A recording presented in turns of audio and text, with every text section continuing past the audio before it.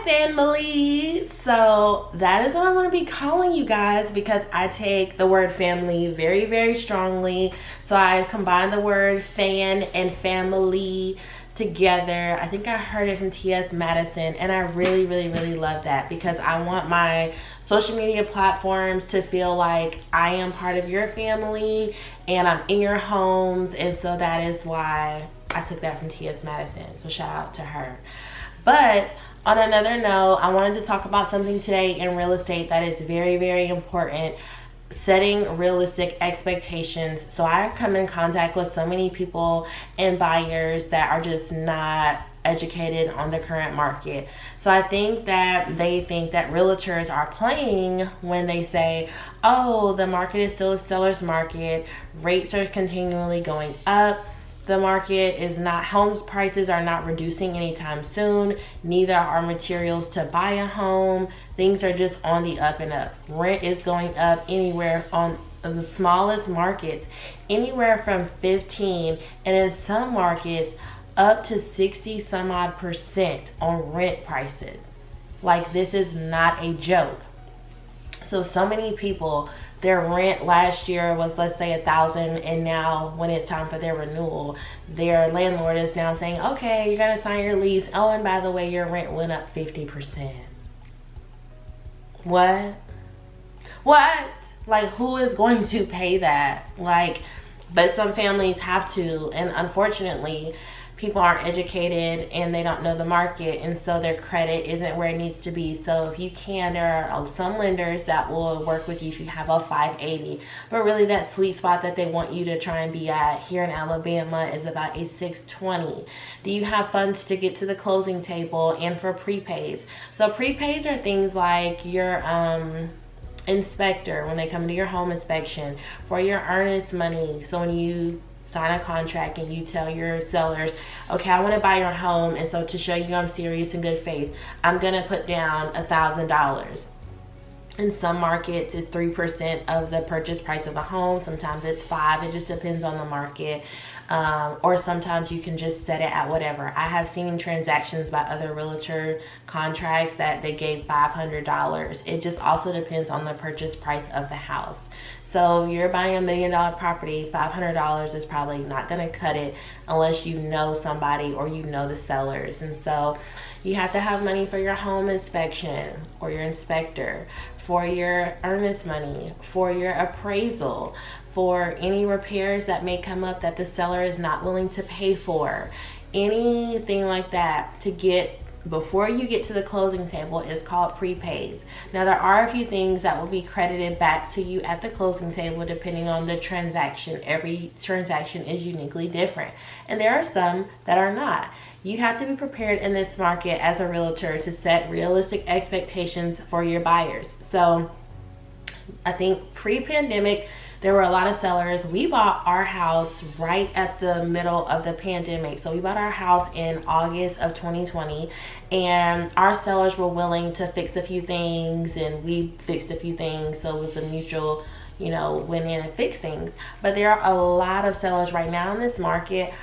It's like a 95% chance that a seller will not fix those items, because right now it is important for sellers to get that bottom line, which means what they are walking away with at the closing table. And so how much money are they going to profit from selling their house? And so when they have to fix things or repair things, that eats out of that budget. And so they don't want to do it. So right now we're seeing a lot of buyers, having to pay for their own repairs as well. And also sellers are not really willing to pay closing costs.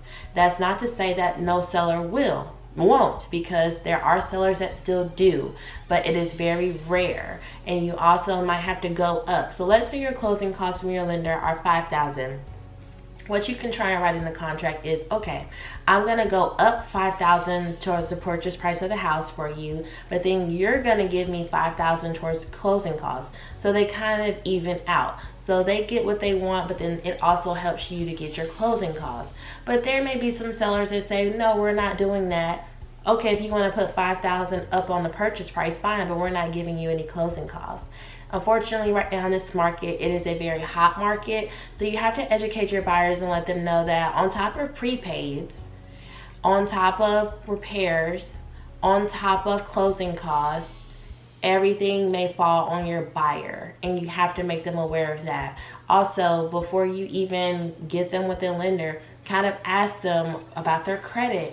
If they're not comfortable disclosing that to you, then just refer them to a lender. And I would also make a great suggestion that I heard from a realtor friend a long time ago. So I have 4 options for almost everything, single thing. So a repairman, electrician, a lender, a photographer, a contractor, 4 different things. And so when somebody client comes to me and says, hey, I don't have a lender, I'm not pre-approved, I'm not any of that, or pre-qualified, I need a lender, I send them the spreadsheet and I let them pick, because if something happens with that lender, they can come back to you and say, well, Jessica told me to pick this lender, and then it helps negate responsibility on yourself, because you can then say, no, I didn't, I gave you the option and you chose so and so.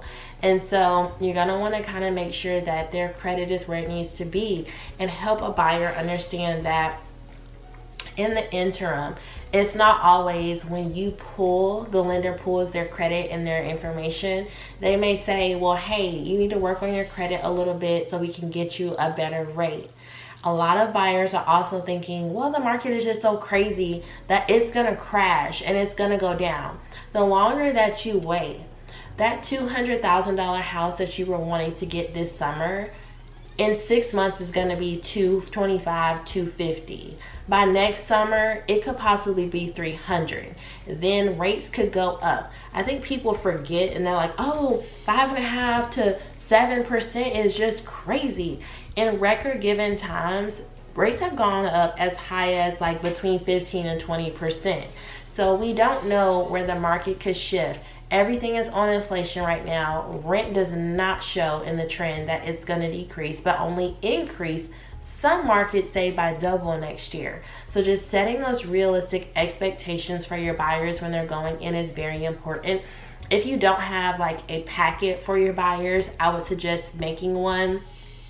I have packets and information. So once I finish my our buyer's consultation, I then let them know I will also be emailing you some information, and so you can follow along during this process that I just explained to you. If you have any questions about it, contact me and let me know. And it's a buyer's roadmap, so it details at every step of the way what can be expected, and then also what prepays they can expect, so that way they're not caught off guard. So from that, when they look at that spreadsheet or that document and say, this prepays list is kind of hefty, I don't know if I can afford this, that puts them in the position for success to say, okay, I need to wait and save a little bit more, or no, I'm ready, I got this in the bank and let's go. So quick tip for today, tune in for more content. See y'all later.